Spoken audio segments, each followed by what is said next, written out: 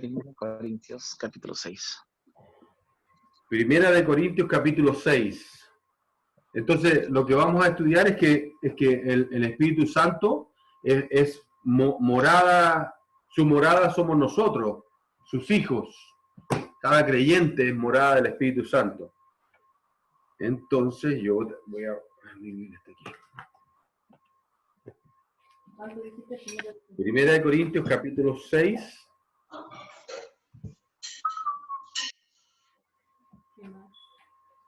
Versículo 19 y 20.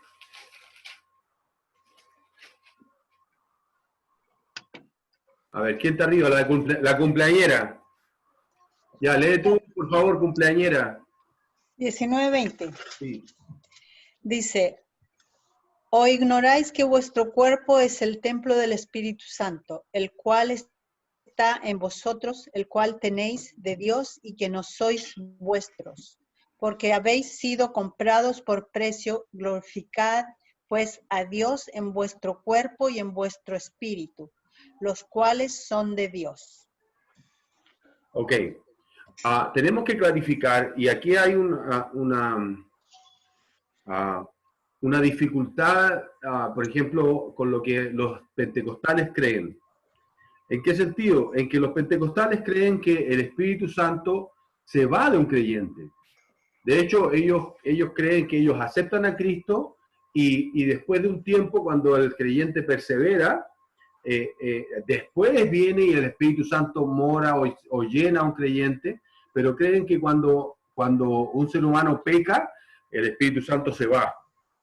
Y eso lo creen porque hay ciertas escrituras que vamos a mirar. Por ejemplo, busque a alguien, ¿quién está? Elba. Busca en Jueces, capítulo 15 y versículo 14. ¿Cuántas jueces? Jueces 15, 14.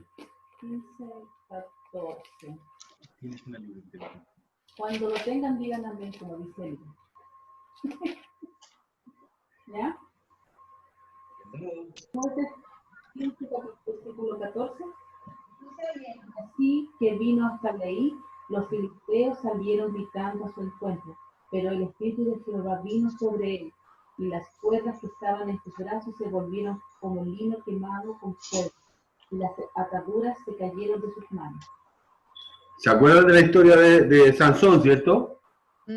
Ok, se recuerda que Sansón tenía el pelo largo y que el Espíritu le daba la fuerza, pero cuando Dalila le cortó el pelo, él dice que trató de defenderse, pero no sabía que el Espíritu Santo ya se había ido de él. ¿Se acuerdan de esa porción? Ok, aquí está en su parte final de la vida donde él está ya ciego y se van a burlar de él.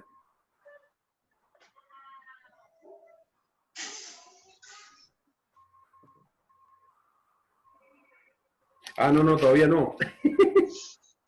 Estoy adelantándome a la... Cuando él engaña a Dalila. Los hechos. Claro, todavía Dalila ni está ahí.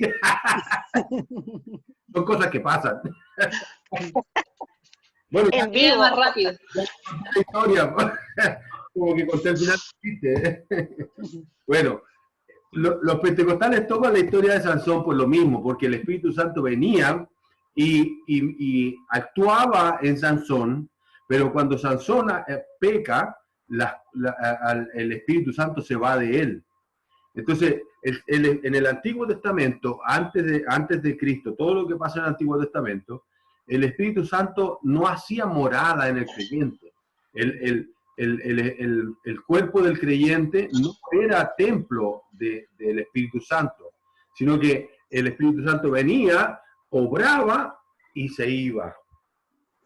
¿Ya? Por eso es que nosotros vemos personas así como la relación del rey Saúl, que al final de sus días no se sabe si era creyente o no, pero dicen que él había sido lleno del Espíritu Santo. Entonces, yo personalmente, yo creo que él era creyente, que al final, aunque era un creyente carnalísimo, aún así, yo creo que es verdad lo que dice Samuel, que hoy estarás conmigo. Entonces, lo que queda claro con la historia de Sansón es que el Espíritu Santo iba y venía. ¿A quién le toca leer? A Erika. No está. Eliud, entonces. Tampoco. Primera de Crónicas 12:18. ¿Dónde está Crónicas? ¿12 qué? 12:18. Crónicas está después del libro de Reyes. ¿Por qué tan largo? ¿Ah? Sí. ¿Lo tiene? 12:18.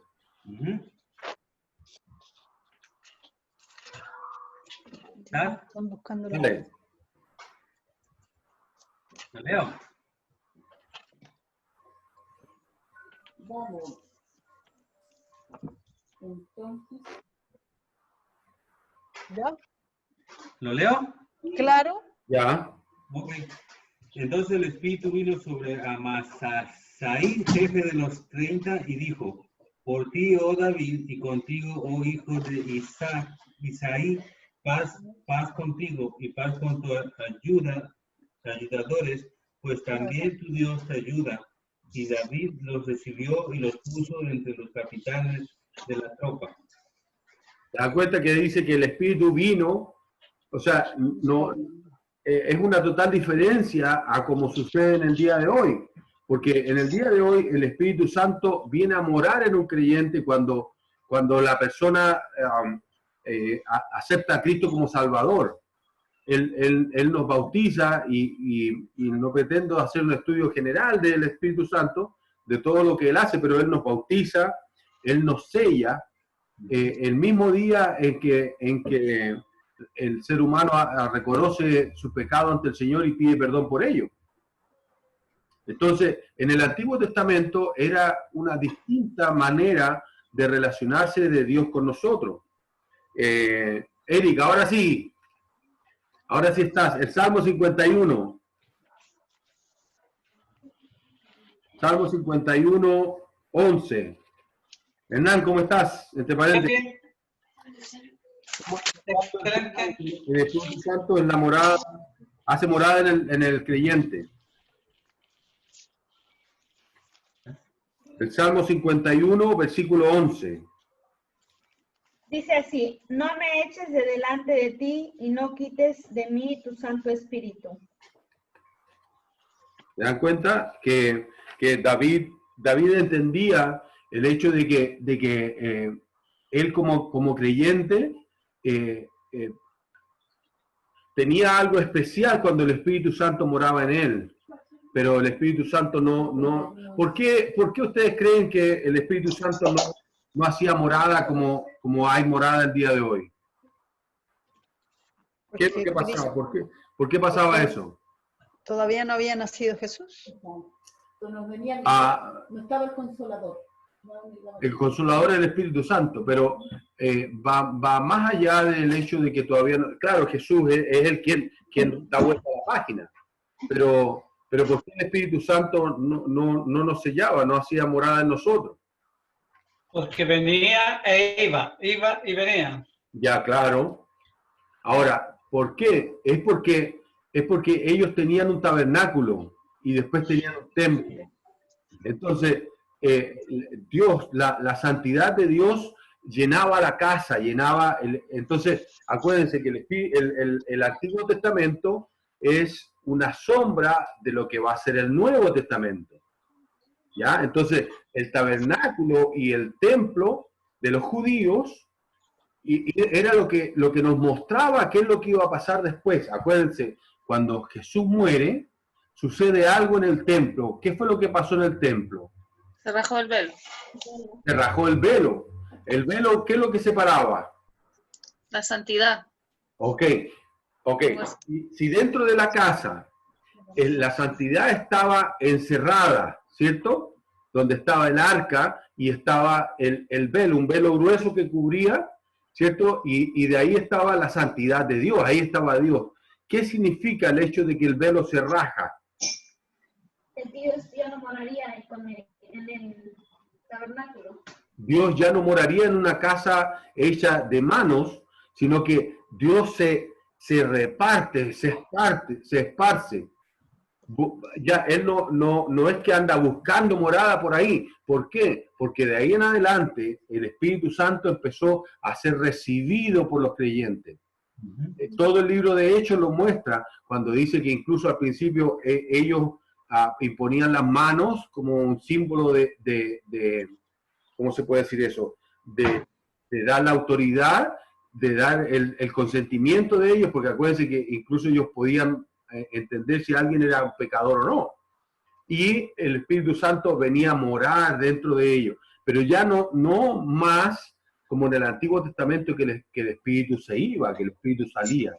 Entonces, hoy día, cada vez que un creyente o que una persona ve su situación personal, reconoce a Cristo como Salvador y quiere cambiar de vida, quiere cambiar de familia, el Espíritu Santo hace alrededor de unos 6 o 7 ministerios así, ¡pum!, en el instante.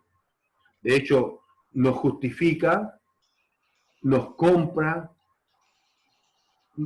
nos sella, nos da poder. Entonces, es necesario que nosotros entendamos esto, porque nuestro caminar como creyentes, y sobre todo cuando pasamos por dificultades, a veces nos da la sensación como que estamos solos. A veces nos da la sensación como de que Dios se olvidó de nosotros. Y en realidad somos nosotros los que nos alejamos de Dios. O sea, ya que sea lo que sea que tenemos en las manos, somos nosotros los que nos preocupamos, somos nosotros los que o bien nos dejamos embobar por cosas que Satanás nos pone enfrente y la empezamos a pasar bien y nos olvidamos de Dios, o bien es tan grande nuestra preocupación que creemos que nosotros tenemos que hacer algo en vez de venir a Dios y esperar a que Él haga las cosas. Todos cometemos ese error de tratar de solucionar. O sea, yo creo que es parte de nuestra naturaleza carnal, el hecho de defendernos, de sobrevivir. Entonces, hay como un balance entre qué es lo que hago yo y qué le dejo a Dios. Para eso es que Dios nos dio la morada del Espíritu Santo. Entonces, Jesús lo advirtió desde antes. Miren lo que dice Juan 14, 17. ¿A quién le toca? Yo tengo aquí en la imagen a la Claudia. Ya. Juan 14, 17. ¿14? 14, 17. Déjame ver si veo, Toma, te presto mis lentes. Ya. Y el Espíritu de verdad, al cual el mundo no puede recibir porque no le ve ni le conoce, pero vosotros le conocéis, porque mora en vosotros y estará en vosotros. Ahora, Jesús es como, pero lo voy a decir, antes o después de su muerte, lo que dijo ahí.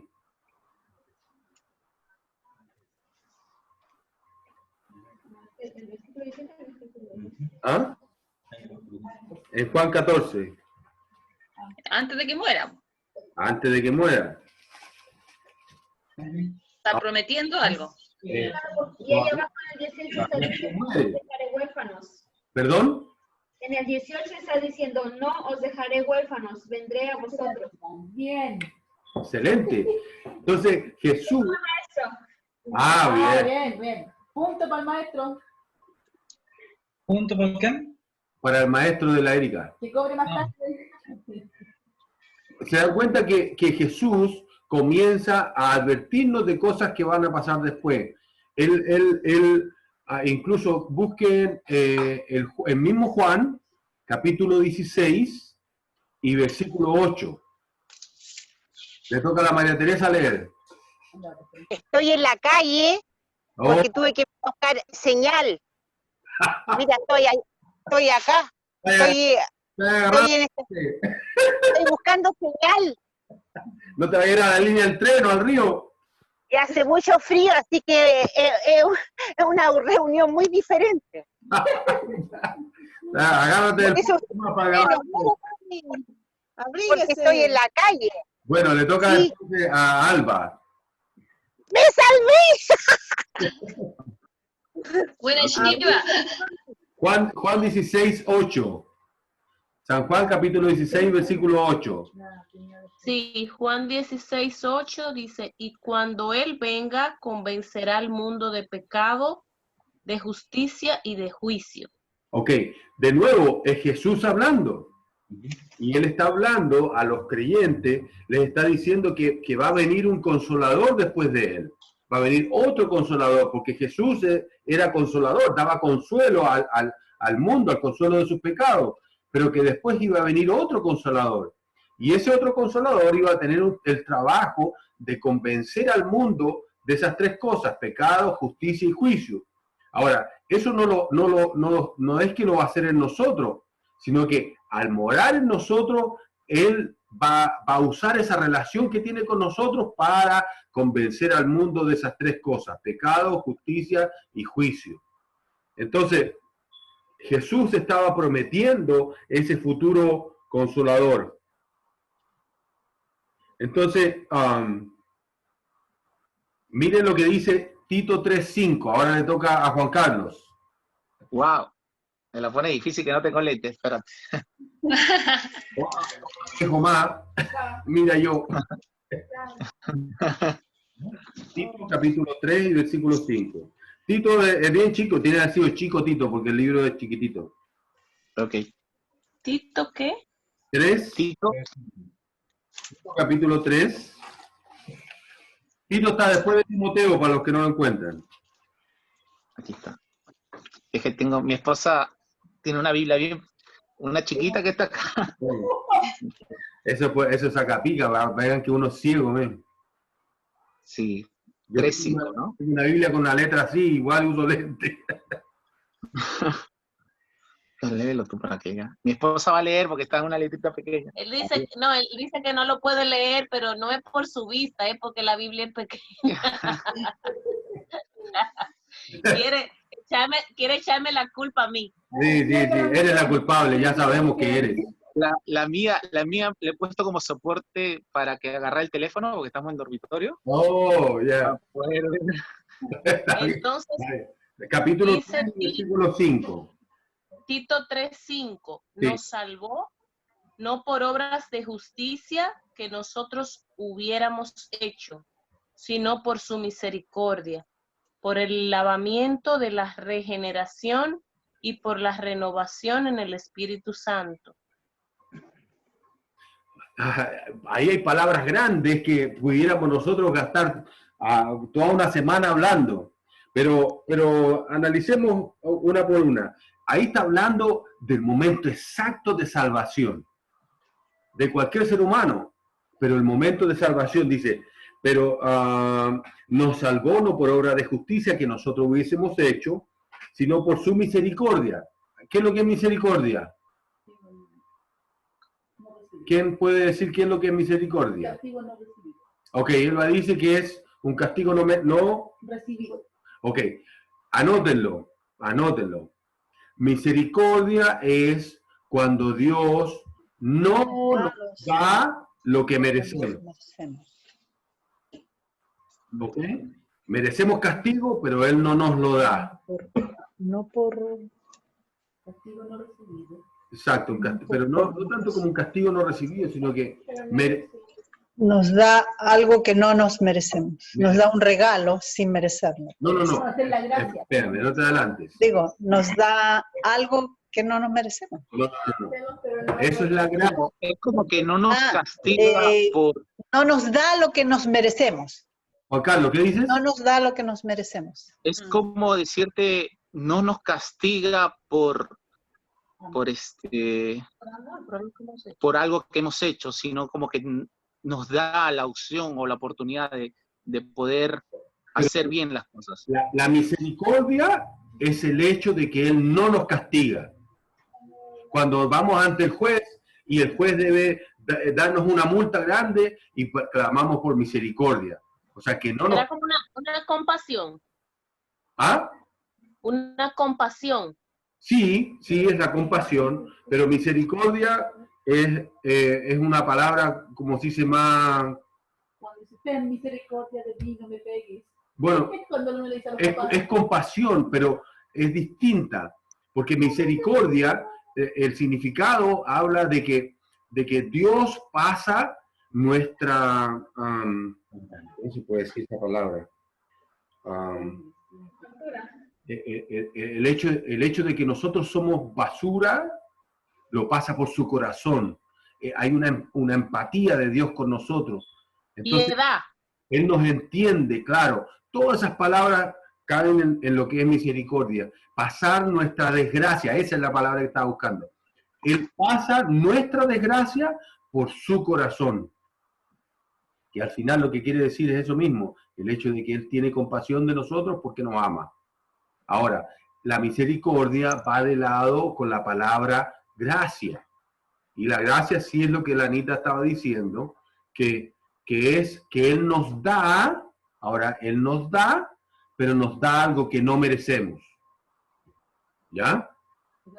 Las dos cosas. Misericordia no nos da lo que sí merecemos y gracia que nos da algo que no merecíamos. O sea, en su misericordia Él no nos manda para el infierno y en su gracia Él nos da un Salvador. ¿Ya? Anótenlo porque yo sé que es difícil entenderlo a la primera, entonces después si lo vuelven a meditar puede que lo entiendan mejor. A mí me pasa que yo cuando trato de explicar las cosas es cuando vengo a entenderlas un poquito mejor. Ok, entonces el versículo 5 nos dice, nos salvó no por obras de justicia que nosotros hubiésemos hecho, sino por su misericordia, por el lavamiento de la regeneración. Uy, ¿qué es lo que significa la regeneración? La regeneración es cuando ustedes hacen una herida en el dedo, ¿se acuerdan? Y la piel de abajo empieza a salir piel nueva. Eso es regeneración. Ahora, ese mismo ejemplo, llévenlo al sentido espiritual. Nosotros espiritualmente estábamos muertos. O sea, muertos en el sentido de que estamos separados de Dios. Él ocupa el ejemplo en Efesios justamente, o en Gálatas, de que estamos muertos. La regeneración es el hecho de que Él nos da vida. Es el bautizo, como el bautizo. Moriremos. Claro, es que para el mundo. Todas esas cosas ocurren, ¡pum!, de un golpe. Él nos bautiza. ¿Qué significa que nos bautiza? Significa que el Espíritu Santo nos agarra y nos mete en Jesús. Nos baña de su sangre. Eso es el bautismo espiritual. Háganse la imagen de que te agarró cuando aceptaste a Cristo y te metió en Jesús. Y te sacó bañado en sangre. Ahora, Dios cuando mira del cielo, antes miraba a un pecador. Por lo tanto, no te dirigía la vista. Pero ahora, Él te ve bañado en sangre de Jesús. Entonces Él dice, aquí hay uno de los míos. ¿Me entiendes? Siempre yo me hago esa imagen como Dios mirando desde el cielo. Y ya no me ve a mí. Él ve la sangre de Cristo que está sobre mí. Eso es el bautismo espiritual. ¿Ok? Ahora, Él dice que, en el versículo dice, que por el lavamiento de la regeneración. Ok. Acuérdense, la regeneración es que Él nos da vida. ¿Ya? Y por la renovación en el Espíritu Santo. Todas estas cosas suceden así. ¡Pum! ¿Por qué? Porque Él, aparte de venir el Espíritu Santo a morar dentro de mí, también le da vida a mi espíritu, que estaba separado de Dios, estaba muerto, andaba haciendo lo que el espíritu mío quería hacer. siguiendo, dice, las corrientes de este mundo, pensando en lo que mi mente quería pensar. En cambio hoy el Espíritu Santo me guía. Entonces, cuando el hecho de que el Espíritu Santo me guíe no significa que yo no piense en pecar. Yo pienso en pecar.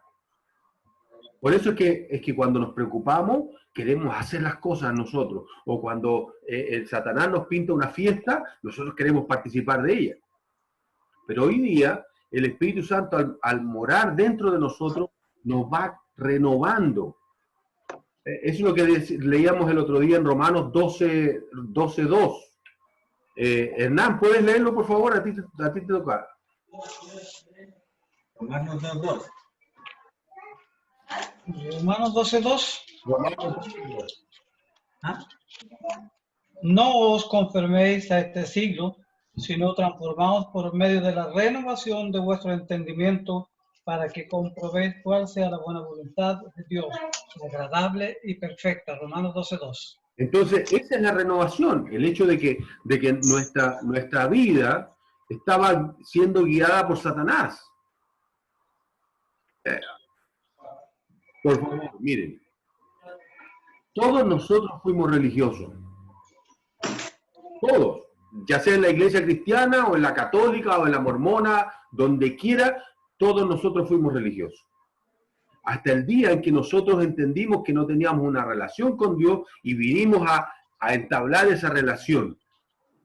¿Ya? Entonces, esa renovación que nos acaba de leer incluye también la religión. Porque no todos los caminos llegan a Roma.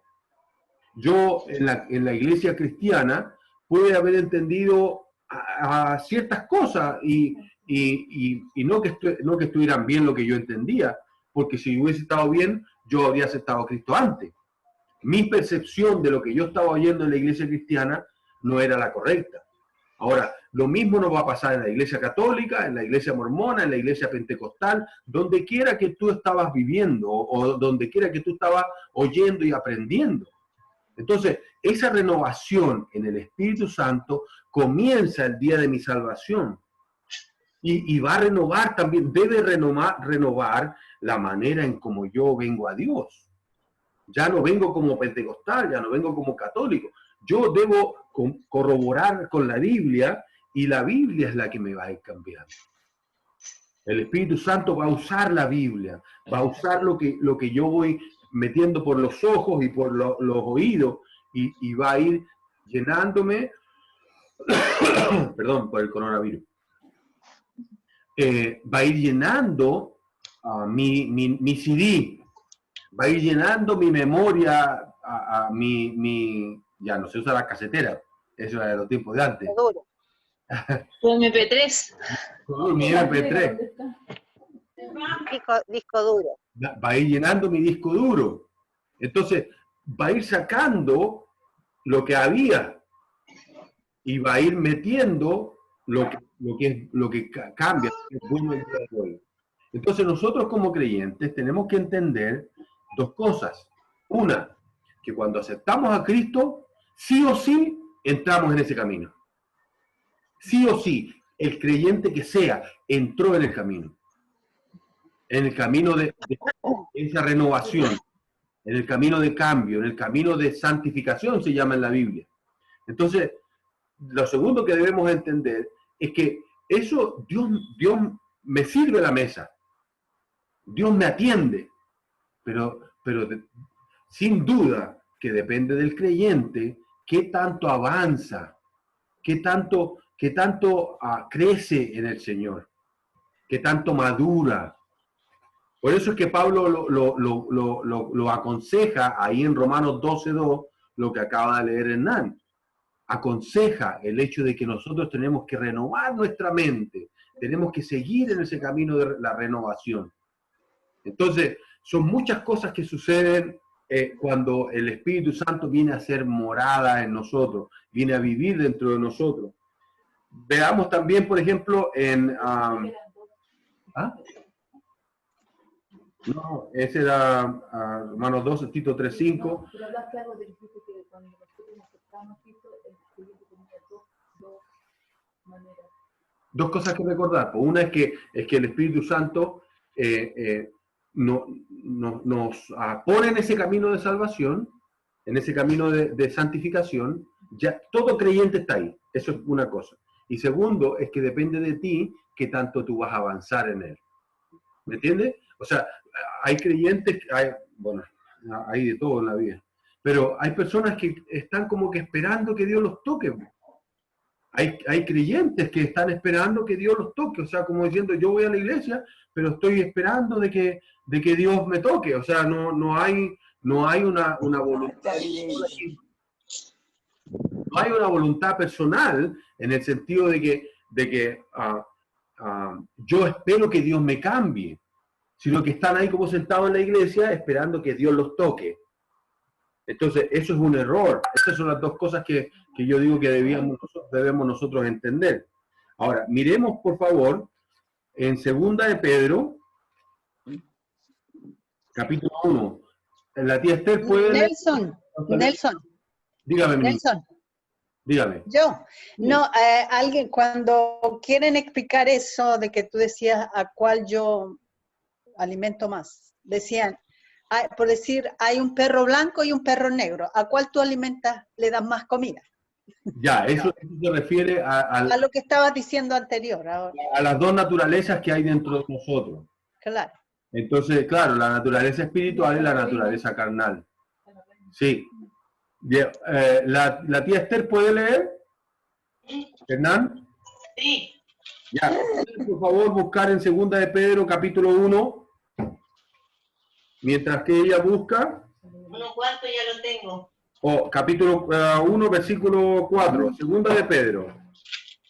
2 de Pedro 4, no, 1, 4. Ya. Por medio de las cuales... No, 1 de 4. 1, 4. Sí, ahí mismo, por medio de las... segunda, perdón, ya.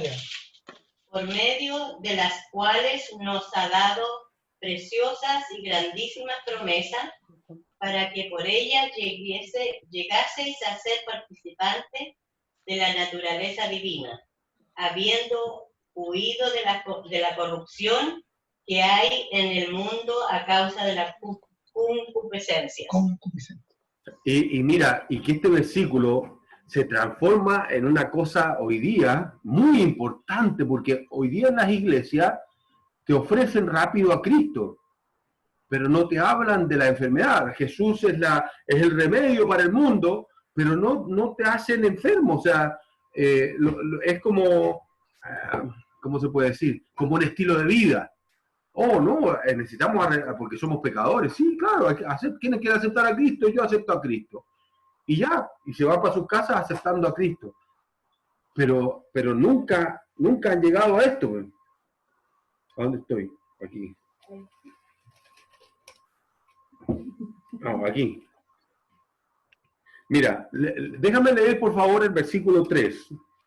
Dice, como todas las cosas que pertenecen a la vida y a la piedad, no a la señora Piedad que está ahí abajo. Dígame, No es esta piedad, es la otra piedad. Dice, como todas las cosas que pertenecen a la vida y a la piedad se refiere a nuestra relación con Dios, ponlo así como nuestra parte religiosa, nuestra relación con el Señor, ¿ok?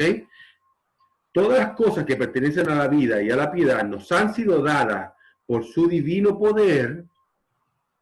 ¿Se dan cuenta de lo que dice ahí?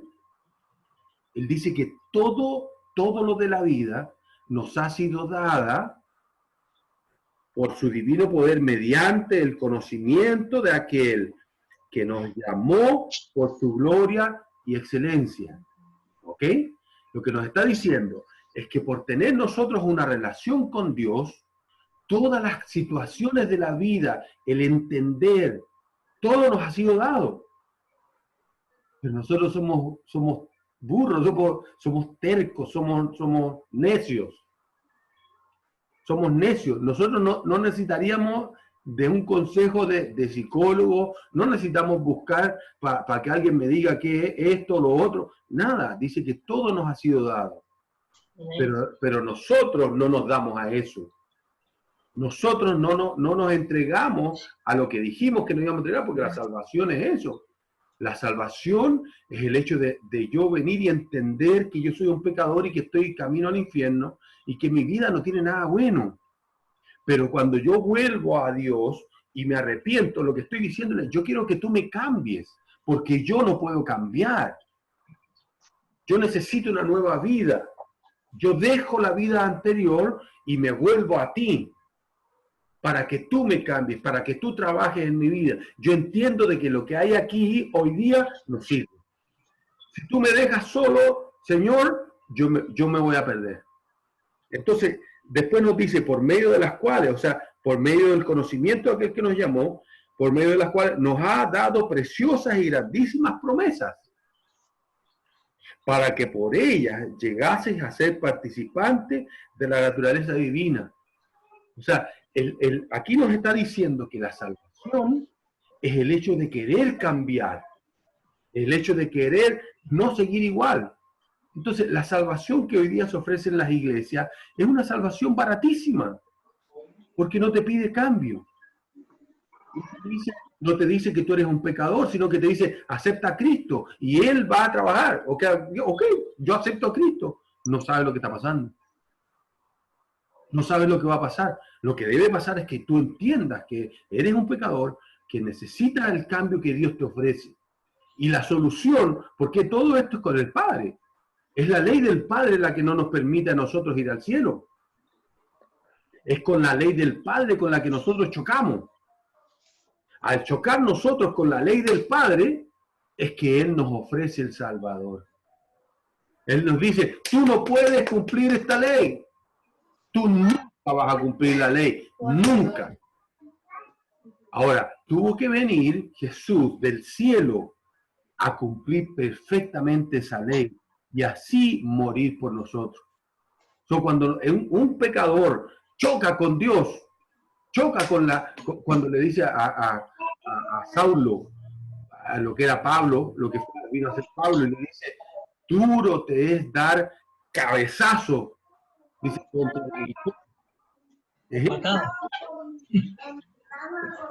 el hecho de no seas terco, estás chocando contra la ley de Dios y no la puedes cumplir. Ahora, Él te dice, mira, ese es tu Salvador, ese es Jesús. Ahora sí te ofrezco a Jesús.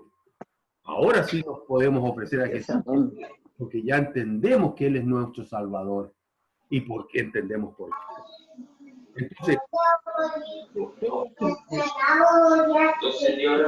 Espíritu Santo va a ser nosotros. ¿Me entienden? Todo esto es lo que el Espíritu Santo va a hacer en nosotros. Ahora, miren lo que dice ahí. Habiendo huido de la corrupción que hay en el mundo. ¿Se dan cuenta? El Espíritu Santo me va a iniciar en ese camino. Cuando yo huí, porque yo me di cuenta quién era y clamé a Jesús, entonces Él me va a hacer ahora participante de todo. Cuando yo clamo es el primer paso. Y de ahí me agarra el Espíritu Santo y hace lo demás. Yo no puedo justificarme a mí mismo, yo no me puedo regenerar, yo no puedo sellarme, yo no puedo bautizarme, yo no puedo meterme en Jesús. El ser humano, por eso es que dice que la salvación no es por obra, porque no hay nada que el ser humano pueda hacer. Lo único que el ser humano, Dios le permite, es el hecho de reaccionar. Asimismo como Pablo lo hizo cuando está en camino a Damasco y le aparece la luz. Él agarró de su religión. Él entendió de que esa luz, él no sabía lo que era, pero sabía que era Dios.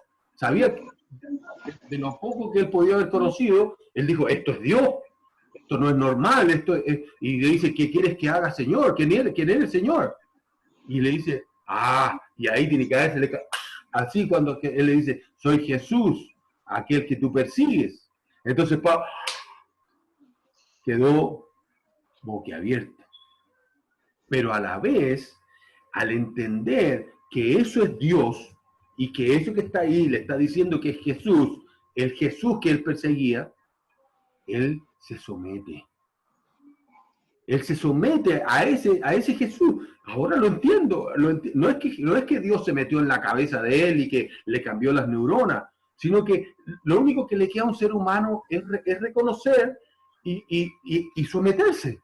Ahora, Dios va a hacer el resto, el Espíritu Santo, y eso es lo que nos está indicando aquí, que el Espíritu Santo es que el que va a hacer todo, el bautizarnos, el regenerarnos, el mostrarnos toda la naturaleza divina. Entonces, dice la concupiscencia, nosotros arrancamos de nuestra concupiscencia. ¿Ustedes saben lo que es la concupiscencia? Dice que nosotros a veces culpamos a Satanás, pero que no es Satanás, que somos nosotros, nuestra concupiscencia, dice. ¿Saben lo que es la concupiscencia? La concupiscencia son los malos deseos. Eso es la concupiscencia, mis propios malos deseos. Entonces lo que nos está diciendo ahí dice, habiendo huido de la corrupción que hay en el mundo, ¿a causa de qué? De los malos deseos. ¿Bien? Mío, de los malos deseos míos. Entonces ahí después viene una serie de cosas, pero quiero que vamos a otro versículo. Espérenme. Vamos a Efesios 1:7. Cami, ¿tú puedes leer? Ahí. Efesios 1:7. En quien tenemos redención por su sangre, el perdón de pecados, según las riquezas de su gracia. Así es.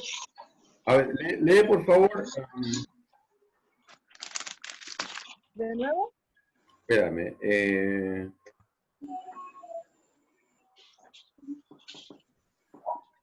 ¿El 11? Mira, lee de nuevo ahí mismo, pero léelo hasta así mismo, hasta el 11. ¿Cuál era ese? Era Efesios capítulo 1, desde el 7 hasta el 11. Camila, por favor. Ya. En quien tenemos redención por su sangre, el perdón de pecados, según la riqueza de su gracia. Y hizo sobreabundar para con nosotros con sabiduría e inteligencia, dándonos a conocer el misterio de su voluntad, según su beneplácito, el cual se había propuesto en sí mismo, de reunir todas las cosas en Cristo, la dispensación del cumplimiento de los tiempos, así las que están en los cielos como las que están en la tierra. Él, así tuvimos conforme al propósito del que hace todas las cosas según el designio de su voluntad. Ya. Ahora, ¿cómo él hace todas estas cosas? Su voluntad.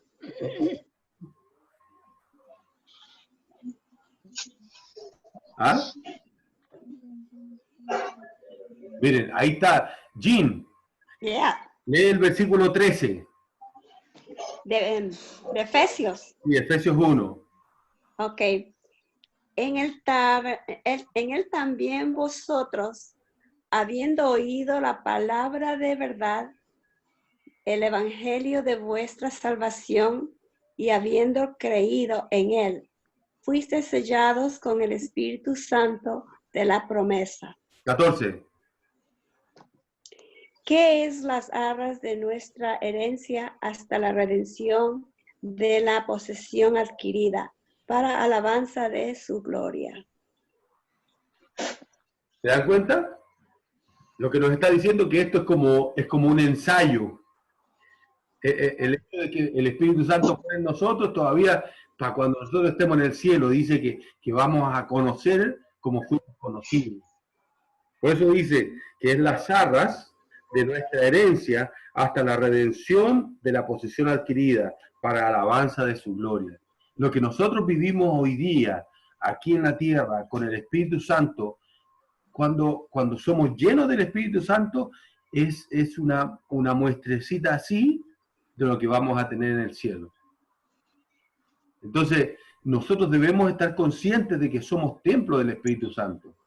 También debemos estar conscientes de que el Espíritu Santo dentro de un creyente que peca, se entristece.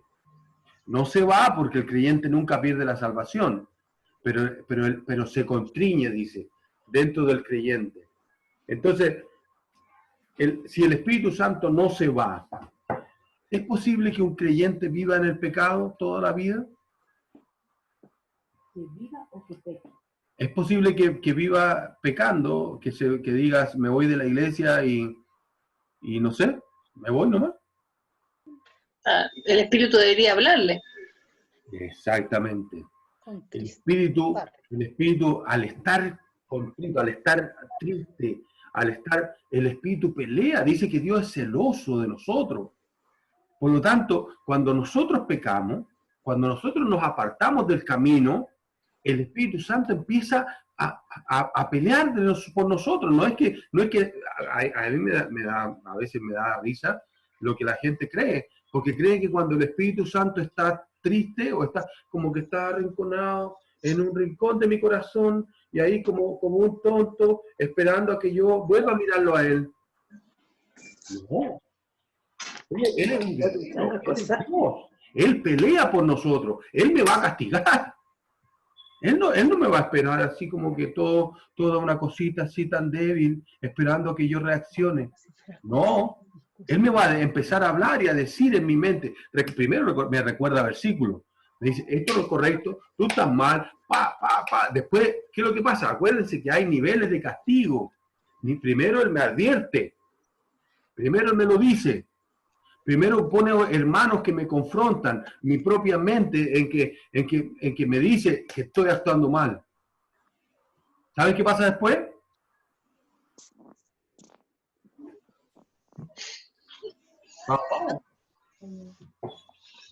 ¿Se acuerdan lo que yo decía el otro día? Que no vayamos con el mundo, porque el mundo va a recibir castigo y dice que no participemos con ellos.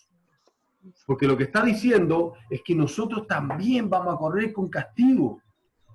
También nosotros vamos a correr con el pao. Dice que primero nos advierte, después nos quita algo. Dios nos quita cosas. Sobre todo cosas que están estorbándonos en una relación con Él, o cosas que nos llevan a pecado. Nos puede quitar salud, nos puede quitar trabajo, nos puede quitar matrimonio, nos puede quitar familia, nos puede quitar casa, nos puede quitar, no lo sé, lo que sea que estorba en nuestra relación con Él. Porque Él me prefiere pobre a engañador o a avaro. Ahora, después viene otro nivel, y que Él dice que nos azota. Dice que a todo aquel que Él recibe por hijo, lo azota. No es que a todos los azote, sino que azota a aquel creyente que peca, a aquel creyente que se mantiene en pecado. Dios lo va a azotar. ¿Qué significa que lo va a azotar? Significa que va a haber algo que me va a doler. Ya sea mi salud. Acuérdense lo que decía David. Me parece que en el Salmo 51, cuando dice que él, como no había confesado su pecado, le dolían sus huesos. Dice que estaba que se moría. ¿Hasta cuándo? Hasta cuando entró en su aposento. Hasta cuando entró en la presencia del Señor. Por eso es que él le decía lo que leyó Erika adelante, que no me quites tu Santo Espíritu, no lo dejes que se vaya, no me lo quites. Porque él entendía que había pecado. No, el Espíritu Santo no se va a ir, no es que le estoy diciendo a Dios, no me abandones porque yo soy el mejor. Él está diciendo, no me abandones porque yo sé que pequé. Ahora, ¿cuál es la próxima etapa? Después que me advierte, después que me quita algo, después que me azota. ¿Se acuerdan ustedes cuando nos enseña de la Santa Cena? Y dice que hay algunos que toman la Santa Cena indignamente. ¿Se acuerdan? Hay algunos que muertos. ¿Ah? Hay algunos que duermen, dice. Uf. Por eso, muertos. Duermen no como yo roncando. No. Duermen para siempre. Y ahí dice, ahí nos da las etapas, justamente en esa porción de escritura, porque dice que por eso es que hay algunos que están enfermos entre ustedes, y algunos ya duermen. ¿Por qué? Porque es mejor un mal creyente en el cielo, mejor, a que siga dando un mal testimonio en la tierra. Ahora, todo eso viene porque el Espíritu Santo mora dentro de nosotros. Porque nosotros somos, no quiero decir los representantes, pero en sí somos los representantes. Dios mora en nosotros y nosotros somos los que mostramos a Dios. Nosotros, dice que Él es luz y sal, ¿cierto? Y nosotros también. Nosotros somos luz y sal. O sal y luz. Sal y primero y luz después. ¿Se dan cuenta? Entonces, es muy importante la morada del Espíritu Santo en nosotros.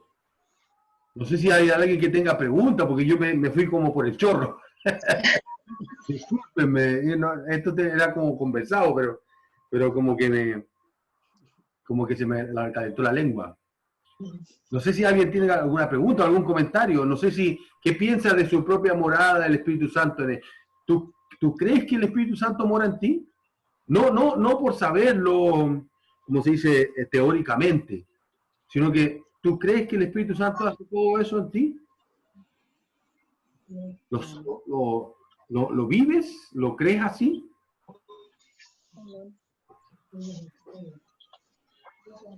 ¿Sí? Amén. Más o menos, no sé, o sea, es lógico que no se ve el Espíritu Santo. O sea, son preguntas lógicas de un creyente. ¿Por qué? Porque cuando nosotros pecamos, y miren lo que le pasaba a Saúl. Saúl, al final de su reinado, al final de su vida, nada le salía bien. Él había pecado en contra de Dios, pero no se había arrepentido. Entonces, él siguió terqueando, siguió como diciendo, yo busco a Dios, yo lo busco, pero no lo buscaba como Dios quería que lo buscara. Entonces, al final, él no sabía y dice, bueno, Dios me abandonó o no, o sea, y se lo dice Samuel. Dice, ¿y para qué me preguntas si Dios ya es tu enemigo? ¿Para qué me pregunta eso? Le dice. Ok, entonces nosotros como creyentes muchas veces nos va a pasar que cuando nosotros pecamos, que Dios se aparta de nosotros. Creemos que Dios es el que se va. Y la verdad es que somos nosotros. Entonces, esa duda es la que nos puede a nosotros llevar a decir, bueno, no resultó mi salvación, no me resulta, porque como yo todavía quiero hacer este pecado, como todavía este otro, bueno, yo sé que ustedes no le van a decir a mi papá, pero mi papá me dijo eso. Le digo yo, viejo, ¿tú eres salvo? Y me dice, bueno, yo me he arrepentido varias veces, pero no sé si ha resultado, dice. Claro, porque a él le gusta fumar. Yo no sé si fuma todavía. No me corresponde a mí juzgarlo en ese sentido, porque entiendo que es un vicio muy difícil. Pero esa era su duda. O sea, él fue criado en una iglesia pentecostal. Entonces, imagínense, asimismo, él creció creyendo que la salvación se pierde. Entonces, nosotros debemos usar el Espíritu Santo para que cambie esto. Todos nosotros, cada uno, Hernán, la tía, la Erika con el Liu, la Cami, yo, la Anita, la Claudia, la Tere, Juan Carlos con la Alba, incluso la tía Piedad. No escucha. Bueno, que le dé oído también. Pero todos nosotros, ninguno de nosotros puede estar como tranquilo ni feliz con lo que es de creyente. Ninguno, ¿por qué? Porque a ninguno, miren ahí atrás, ¿tengo alas yo, no? ¿No me han salido alas todavía? Entonces yo tengo que seguir estudiando. Parecen alas. No me han salido alas, no, estos son rollitos. No nos han salido alas a ninguno, entonces tenemos que seguir cambiando, tenemos que seguir en este camino de Espíritu del Espíritu Santo trabajando en nosotros. Así que yo de todo corazón les digo, o sea, no soy especial en esto aquí, sino que ninguno es especial, o más bien al contrario, todos somos especiales. Todos somos especiales, todos tenemos el mismo espíritu morando dentro de nosotros, pero algunos, ¿será que le pegamos más oídos? Le ponemos atención, nos damos más de nosotros para que nos cambie. Entra mucho el carácter también, el juego del carácter. Hay cosas duras que pasan en la vida también. Entonces, todas esas cosas van cambiando. O sea, yo entiendo, por ejemplo, que Pablo no habría sido salvo oyendo una prédica. Él necesitaba que se le apareciera algo así como lo que se le apareció. ¿Me entiende? Como Tomás, que dice, no, si yo no meto el dedo ahí, yo no voy a creer. O Job, que se defendía de que él era una persona buena, una persona santa, y tuvo que pararse Dios enfrente de él y decirle, bueno, ¿y quién eres tú? ¿Dónde estabas tú cuando yo colgué la tierra? Dice, cuando le puse los límites al mar. O sea, yo no me imagino la actitud de él, la misma que Pablo, de someterse. De decir, bueno, este es líder. Y dice, y eso que es bien bacán. Dice, yo te había oído de ti. Había oído de ti, dice, pero ahora mis ojos te ven. Creo que esa es la actitud que debemos tener nosotros al entender que el Espíritu Santo está morando dentro de nosotros. Escuchemos al Espíritu que mora ahí, porque el Espíritu Santo no nos va a doblar los brazos, no me va a doblar los brazos para que no vaya para donde quiero ir, o para que no diga lo que quiero decir. El Espíritu Santo va a usar su palabra, va a usar a otros creyentes, va a usar lo que ya hay en mí para confrontarme. Así que, que Dios nos bendiga y que Dios nos permita cambiar, que Dios nos tenga paciencia cada día. Claudia. Que igual uno quisiera a veces que cuando uno se convierte, la morada del Espíritu Santo fuera así como que va en aumento, como un juego, como vamos llegando a niveles. Y no es así, pues, o sea, a veces nosotros podemos estar llenos, pero no significa que así vamos a seguir avanzando de ahí, vamos a seguir llenándonos, sino que también a veces volvemos atrás y eso es una lucha constante.